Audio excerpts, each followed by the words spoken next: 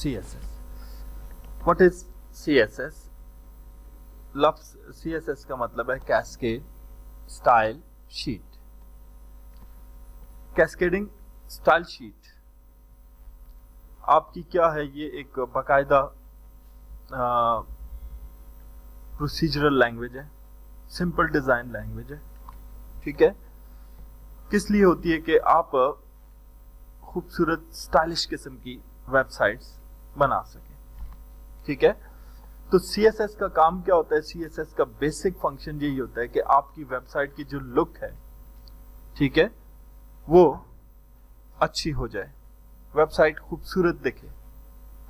ठीक है, अब इस मकसद के लिए CSS में फॉन्ट्स दिए गए हैं, CSS में कलर्स के ऑप्शन दिए गए हैं, स्पेसिंग्स के ऑप्शन दिए गए हैं और बहुत सारी चीजें दी गई हैं. CSS जितनी भी लिखी जाती है वो HTML के कंपोनेंट्स के ऊपर लिखी जाती है. उन्हें हम CSS के अंदर सिलेक्टर कहते हैं. ठीक है, जैसे कल आपने डॉक्यूमेंट ऑब्जेक्ट मॉडल की बात की.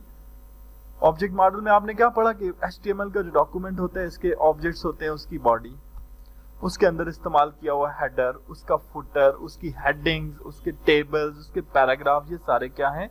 डॉक्यूमेंट के ऑब्जेक्ट्स हैं. ठीक है, यहां जावास्क्रिप्ट तो नहीं है, यहां पर CSS है, तो वहां ऑब्जेक्ट की बजाय यहां पे उन्हें हम क्या कहते हैं? सेलेक्टर्स कहते हैं. ठीक है, अब CSS की मदद से आप इंटरैक्टिव किस्म के वेबसाइट के मेन्यूज बना सकते हैं, खूबसूरत किस्म के वेबसाइट के लेआउट्स बना सकते हैं, कलर्स के डिस्प्ले को ज्यादा अच्छा करके पेश कर सकते हैं. ठीक है, जैसे अभी तक आपने HTML, DHTML किसी भी जगह पे, जावास्क्रिप्ट कहीं पे ग्रेडियंट कलर्स नहीं बनाए, CSS में आप वो भी बना सकते हैं. आपने ये सीखा कि HTML का फॉन्ट का साइज 7 होता है. 7 पे वो सबसे बड़ी हेडिंग देती है HTML. आप मिसाल के तौर पे मैं चाहता हूं जी मेरे पास वेबसाइट आए तो पहला जो पेज है उसके ऊपर बड़ा सारा S लिखा हुआ हो, जो ऊपर से लेकर नीचे तक हो, 500 के पिक्सल के फॉन्ट में हो, 5000 पिक्सल फॉन्ट में हो. ठीक है, HTML तो सपोर्ट ही नहीं करती, मैं कैसे बनाऊंगा? ठीक है, तो अब CSS वो पावरफुल मैकेनिज्म है जिससे मैं जितना मर्जी है फॉन्ट का साइज दे दूं, जो मर्जी है फॉन्ट का फैमिली दे दूं, वो दे सकता हूं. ठीक है, मैं कहता हूं जी मेरे पास लिखा हो जी एडमिशंस ओपन, एडमिशंस जो है वो नीले फॉन्ट में हो, ओपन रेड फॉन्ट में हो, और ओपन के ऊपर एक सर्कल का निशान कभी ऑन हो कभी ऑफ हो, एक एनिमेशन टाइप का शो करे. अब ये करना HTML में पॉसिबल नहीं है, लेकिन CSS में करना पॉसिबल है. ठीक है, मैं कहता हूं मैं वेबसाइट पे इमेज लगाऊं तो इमेज के कॉर्नर्स राउंड हो जाएं. HTML में करना पॉसिबल नहीं है, CSS में पॉसिबल है. मैं कहता हूं इमेज जो है वो जिगजैग शेप में आ जाए. ठीक है, अब या तो मैं उसको फोटोशॉप में बना के उस तरह का लगा दूंगा, या मैं उसके ऊपर CSS अप्लाई करूंगा. तो CSS का मकसद ये है कि खूबसूरती वेबसाइट के अंदर लाना. ठीक है, और CSS इंतहाई आसान है, मुश्किल नहीं होती है. ये बात आपने ध्यान में नहीं लानी है कि CSS आपकी मुश्किल होती है. ठीक है, अब CSS के एडवांटेजेस क्या होते हैं? CSS का सबसे बड़ा एडवांटेज है कि CSS आपका टाइम सेव करती है. ठीक है, टाइम कैसे सेव करती है? मिसाल के तौर पर एक वेबसाइट है, उसमें सबसे जो मेन चीज होती है वो क्या होता है जी? वेबसाइट का लेआउट. ठीक है, वेबसाइट की स्ट्रक्चर, उसका हेडर, उसका फुटर, उसके पेज का डिजाइन, उसके मेन्यूज के, ये वो चीजें होती हैं जो वेबसाइट में अगर एक पेज है तब भी, अगर 50 पेजेस हैं तब भी, जब 1000 पेजेस हैं तब भी सेम ही होंगी. ठीक है, से आप मेरी वेबसाइट ओपन करके देखते हैं pictacademy.com, तो पहले पेज पर जो मेन्यू बना हुआ है, किसी भी पेज पे चले जाएं उस पर वही मेन्यू नजर आएगा. जो हेडर लगा हुआ है वही लगा हुआ होगा, जो फुटर लगा हुआ है वही. अब वो क्यों बना हुआ है इस तरह से कि हमने एक स्ट्रक्चर डिफाइन कर दी है. अब हम CSS की मदद से उसको हर पेज के ऊपर कॉल कर लेते हैं, हमें बार बार उसे लिखने की जरूरत नहीं पड़ती. ठीक है, फिर दूसरी बात, CSS से प्रोग्राम की हुई जो पेजेस होते हैं वो फास्ट लोड होते हैं. मिसाल के तौर पर आजकल हमारे पास दौर है CMS का, content management system. Content management system क्या है? वर्डप्रेस है, जुमला है, लारावेल है। ये बड़े बड़े प्लेटफॉर्म है जो PHP, CSS और HTML से वेबसाइट्स बनाने के लिए इस्तेमाल होते हैं। लेकिन जहां वर्डप्रेस में बनी हुई वेबसाइट को आप लोड करें और उसके मुकाबले में CSS से कोड की हुई वेबसाइट को लोड करें, तो ये कोड वाली वेबसाइट जो है CMS के मुकाबले में जल्दी लोड होगी, उसके पेजेस फास्ट काम करेंगे। ठीक है, CSS को मेंटेन करना बड़ा ही आसान है। CSS जो है वो उसके स्टाइल जो है वो HTML से सुपीरियर होते हैं, जैसे अभी हमने बात की थोड़ी देर पहले। ठीक है, और दूसरी बात कि CSS की वेबसाइट जो होती है वो मल्टीपल डिवाइस कंपैटिबिलिटी रखती है। मिसाल के तौर पर इस मल्टीपल डिवाइस कंपैटिबिलिटी का मतलब क्या है कि आपकी वेबसाइट जो है वो डिवाइस फ्रेंडली होती है। ठीक है, आपकी वेबसाइट रिस्पॉन्सिव होती है। रिस्पॉन्सिव होने का मतलब क्या होता है कि जब आपकी वेबसाइट मोबाइल पे खुलती है तो उसका साइज मोबाइल की स्क्रीन के मुताबिक एडजस्ट हो जाता है। जब आपकी वेबसाइट लैपटॉप पे खुलती है तो उसका साइज लैपटॉप की स्क्रीन के मुताबिक हो जाता है। जब आप टैबलेट फोन पे खोलते हैं तो वो टैबलेट फोन के मुताबिक एडजस्ट हो जाती है।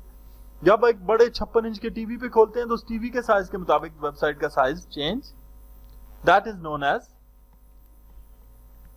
आपका क्या है? Device compatibility. ठीक है, स्क्रीन फ्रेंडलीनेस इसे कहते हैं। ठीक है, अब ग्लोबल स्टैंडर्ड है CSS का। ठीक है जी, कि थ्रू आउट द वर्ल्ड जो है वो CSS जो है वो हर तरह के ब्राउजर के साथ कंपैटिबल है। ठीक है, हर जगह पे चलती है। अब CSS कौन क्रिएट करता है? ठीक है, तो CSS जो है वो सबसे पहले जिन लोगों ने बनाई वो W3C called CSS working group भी ने कहा जाता है। ठीक है, इन लोगों ने स्पेसिफाई की थी।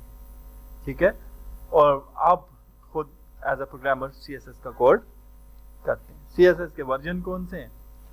CSS के अभी तक 2 ही वर्जन हैं। एक हमारे पास CSS वर्जन 1 है और आजकल जो चल रहा है वो CSS वर्जन 2 है।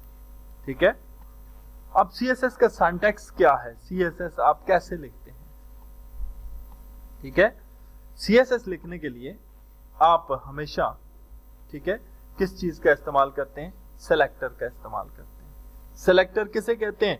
किसी भी HTML टैग को सेलेक्टर कहा जाता है। जैसे बॉडी एक टैग है तो बॉडी भी सेलेक्टर है। हेडिंग 1 एक टैग है तो हेडिंग 1 भी एक, टेबल एक टैग है तो टेबल भी एक सेलेक्टर है। फॉर्म एक टैग है तो फॉर्म भी एक सेलेक्टर है। ठीक है, इमेज एक टैग है तो इमेज भी एक सेलेक्टर है। किसी भी HTML टैग को आप एज अ सेलेक्टर इस्तेमाल करते हैं, उसके ऊपर आप CSS अप्लाई करते हैं। कैसे? आप सेलेक्टर की प्रॉपर्टी का इस्तेमाल करते हैं। मिसाल के तौर पर हेडिंग 1 है, आप कहते हैं जी हेडिंग 1 का BG कलर, आप BG colour is a property. ठीक है, और आगे कॉलन डाल के आप लिख देते हैं red, red is a value. Heading 1 selector हो गया, BG कलर प्रॉपर्टी होगी और रेड क्या होगी? वैल्यू होगी। Heading 1 font minus size, font size क्या हो गया? प्रॉपर्टी होगी।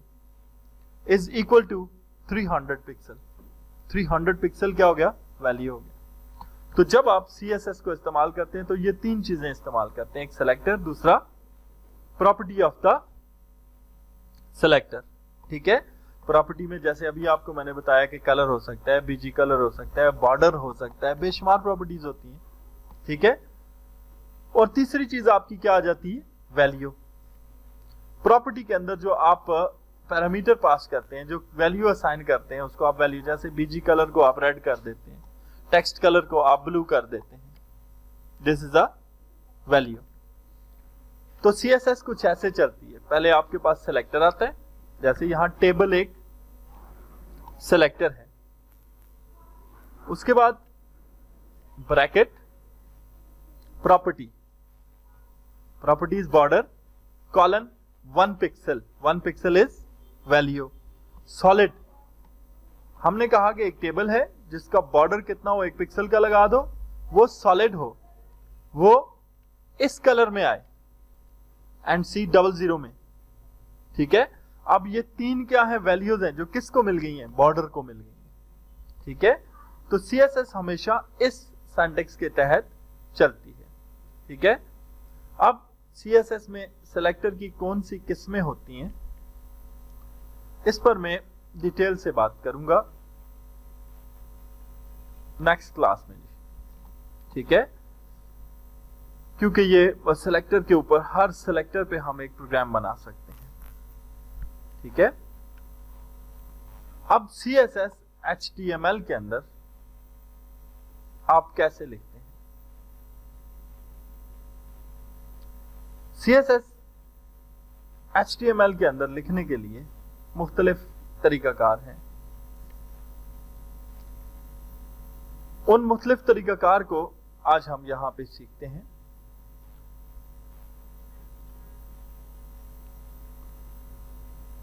पहले हम एक CSS का प्रोग्राम बनाते हैं ताकि हमें समझ आ जाए कि ये CSS क्या होती है, ठीक है। फिर हम आगे चलेंगे और CSS को मुख्तलिफ तरीके से अप्लाई करके देखेंगे।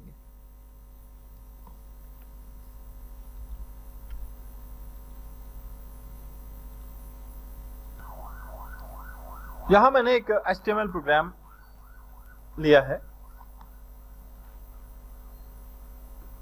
HTML हेड के बाद मैंने एक टैग लगाया स्टाइल। हेड और स्लैश हेड के बीच में ये टैग लगा हुआ है स्टाइल। स्टाइल के अंदर मैंने पहला सिलेक्टर लिया बॉडी।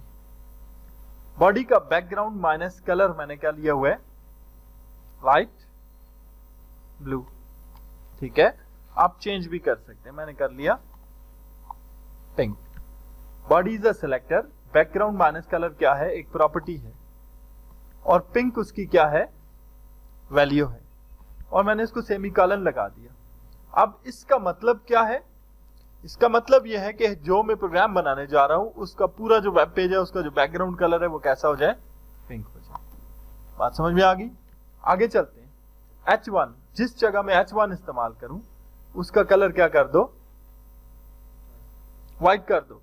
उसका टेक्स्ट अलाइनमेंट कितना कर दो, सेंटर में ले आओ उसे। उसके साथ चलें ये दो प्रॉपर्टियां भी लगा देते हैं। फॉन्ट माइनस फैमिली जो है वो ऑर्डिनल लगा दो। उसके फॉन्ट का जो साइज है वो 100 पिक्सल्स कर दो। ये मैंने किस पे किया, हेडिंग 1 पे किया। फिर मैंने कहा जहां मैं पैराग्राफ इस्तेमाल करूं, पी टैग, उसकी फॉन्ट फैमिली वर्डेना हो और फॉन्ट का साइज कितना हो, 20 पिक्सल्स का हो। स्टाइल का टैग मैंने क्लोज कर दिया। तो आपने देखा मैंने 3 सिलेक्टर लिए, बॉडी, हेडिंग 1 और पैराग्राफ। तीनों के ऊपर मैंने कोड किया। अब नीचे बॉडी में आ गए। बॉडी के अंदर एक हेडिंग 1 लिखी हुई है, माय फर्स्ट CSS एग्जाम्पल, ठीक है। यहां पर मैं ऐसा करता हूं, एक और हेडिंग 1 भी लगा देता हूं, ठीक है, और इसमें लिख देता हूं पिक कंप्यूटर कॉलेज। एक पैराग्राफ है जो मैं जी ऐसा करता हूं कि बाकायदा एक पैराग्राफ लिख देता हूं।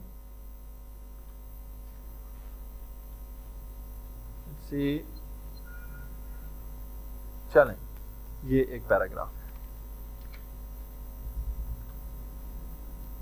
जो मैं पी के टैग में डाल देता हूं, ठीक है जी। अब यहां पे पैराग्राफ भी आ गया, हेडिंग्स भी आ गई, बॉडी भी आ गई, तीनों चीजें मौजूद हैं। मैं प्रोग्राम को सेव कर देता हूं, नाम रखता हूं CSS1.html। ये वो प्रोग्राम है जिसमें CSS लिखी गई है। कहां पर, HTML के कोड के अंदर ही, हेड और स्लैश हेड के बीच में, विद द हेल्प ऑफ कौन सा टैग, स्टाइल टैग, ठीक है। अब इस CSS को कहा जाता है इंटरनल CSS, इंटरनल सीएसएस आपके प्रोग्राम का हिस्सा होती है, आपके HTML के प्रोग्राम के अंदर ही लिखी जाती है, ठीक है, और उसी के अंदर हेड और स्लैश हेड के बीच में स्टाइल टैग में लिखी जाती है। आप चेक कर सकते हैं, हेडिंग 1 लिखी हुई है, my first CSS example, body का बैकग्राउंड कलर भी लगा हुआ है। हेडिंग 1 का दूसरा पोर्शन पिक्ड कंप्यूटर कॉलेज, एक दूसरी हेडिंग 1 जो मैंने लगाई, एक पैराग्राफ जिसको वर्डेना का फॉन्ट लगा हुआ है, ठीक है। तो हमने इस छोटे से प्रोग्राम पे CSS लगा के इसकी हेडिंग का साइज कितना कर दिया, HTML में इतना साइज करना पॉसिबल नहीं था। अब ये पहली CSS होगी जी कि CSS को प्रोग्राम में किस जगह लिखा जा सकता है। तो आपने सीखा कि CSS को आप इंटरनल लिख सकते हैं, प्रोग्राम की बॉडी के अंदर डाल सकते हैं, ठीक है। अब दूसरी CSS होती है कौन सी, एक्सटर्नल CSS, ठीक है। एक्सटर्नल CSS कौन सी CSS होती है, वो CSS जो प्रोग्राम की बॉडी के अंदर ना लिखी जाए बल्कि एक अलग जगह पे लिखी जाए और उसे प्रोग्राम के अंदर कॉल किया जाए with the help of link tag, with the help of link tag. कैसे, मैं यही प्रोग्राम जो मैंने अभी थोड़ी देर पहले बनाया यही लेता हूं, मैं इसमें से ये स्टाइल का जो टैग है हेड और स्लैश हेड के बीच में से इसको उठा लेता हूं, ठीक है, और इस प्रोग्राम को मैं सेव कर लेता हूं। और वो जो मैंने स्टाइल का टैग लिया हुआ था उसको मैं ये एक अलग फाइल में डाल देता हूं, उसके ऊपर से मैं स्टाइल भी हटा देता हूं, उसके नीचे से मैं स्लैश स्टाइल भी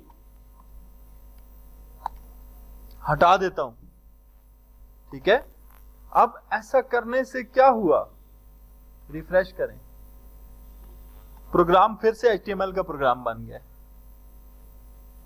अब मैं चाहता हूं कि मैं ये वाली जो CSS कोड है ये मैंने एक अलग फाइल में बना दी है, मैं उस प्रोग्राम के ऊपर फिर अप्लाई करूं यहां से, ठीक है। अब अगर मैं ऐसा करने की कोशिश करूंगा तो मैं कैसे करूंगा, मैं इसको सेव करूंगा। इसमें जब आप इसको एक्सटर्नल लिखते हैं यानी अलग से लिखते हैं तो फिर आप स्टाइल का टैग नहीं लगाते, जब आप इसको HTML के अंदर लिखते हैं तो फिर आप स्टाइल का टैग लगाते हैं। तो एक्सटर्नल CSS बन गई है ये। सिंपली इसको सेव कर देते हैं। कैसे सेव करते हैं, मैं नाम दे देता हूं A1.CSS, ठीक है। अब ये जो फाइल बनी है ये खुद से नहीं ओपन होगी, ये देखें ये ऐसी फाइल बनेगी, ये इसको ओपन करना यहां पे पॉसिबल, इसको वेब पेज पर अप्लाई किया जाएगा। कैसे अप्लाई किया जाएगा, जिस वेब पेज पे करना है उसके हेड और स्लैश हेड के दरमियान में आप एक टैग लगाएंगे, कौन सा,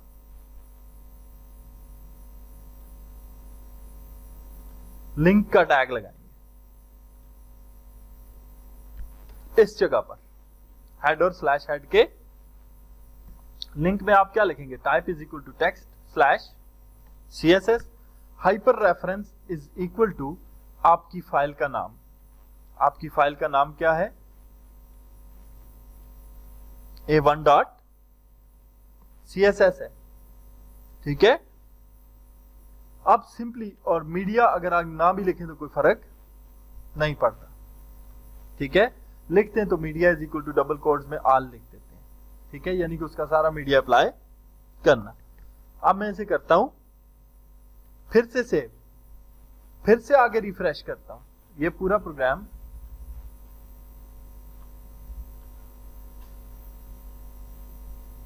A1 ही नाम रखा हुआ है हमने,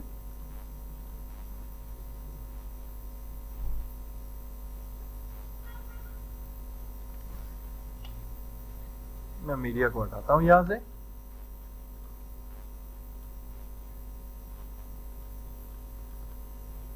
कुछ गड़बड़ है, हमने इसको सेव किया था या नहीं किया, there may be a problem, किस वजह से,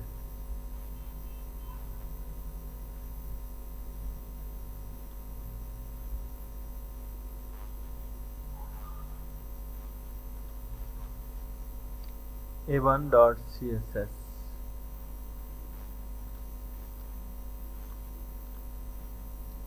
link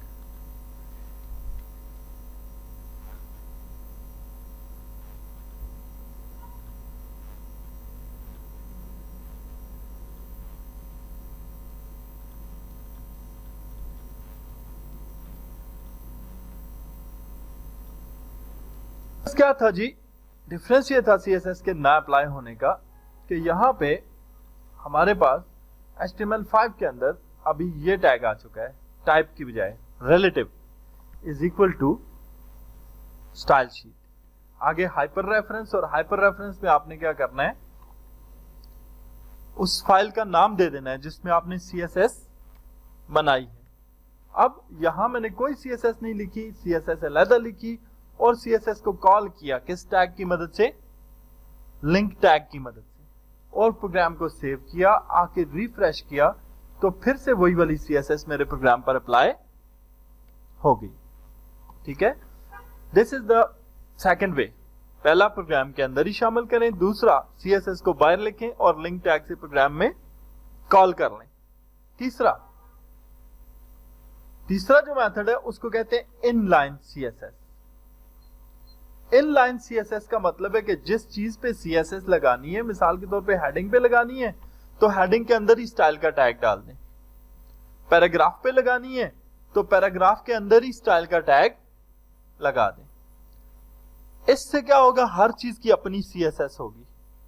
ये थोड़ा सा कॉम्प्लिकेटेड होता है, हम इसको प्रेफर नहीं करते वैसे इनलाइन CSS को। ठीक है, अभी मैं आपको इसकी एक एग्जांपल दिखाता हूं। यहां पे दिस इज इनलाइन CSS। आपका इस प्रोग्राम में छोटा सा प्रोग्राम है और इस प्रोग्राम के अंदर हमने इनलाइन CSS इस्तेमाल की है। देखते हैं कैसे इस्तेमाल की है।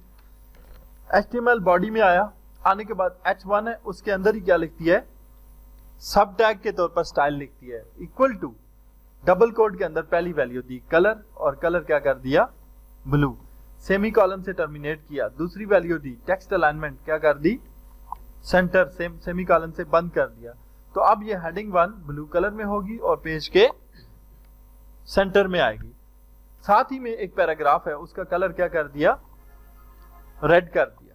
ठीक है, मजीद कोई CSS की प्रॉपर्टी अप्लाई करनी है तो वो भी इसके अंदर ही अप्लाई करेंगे।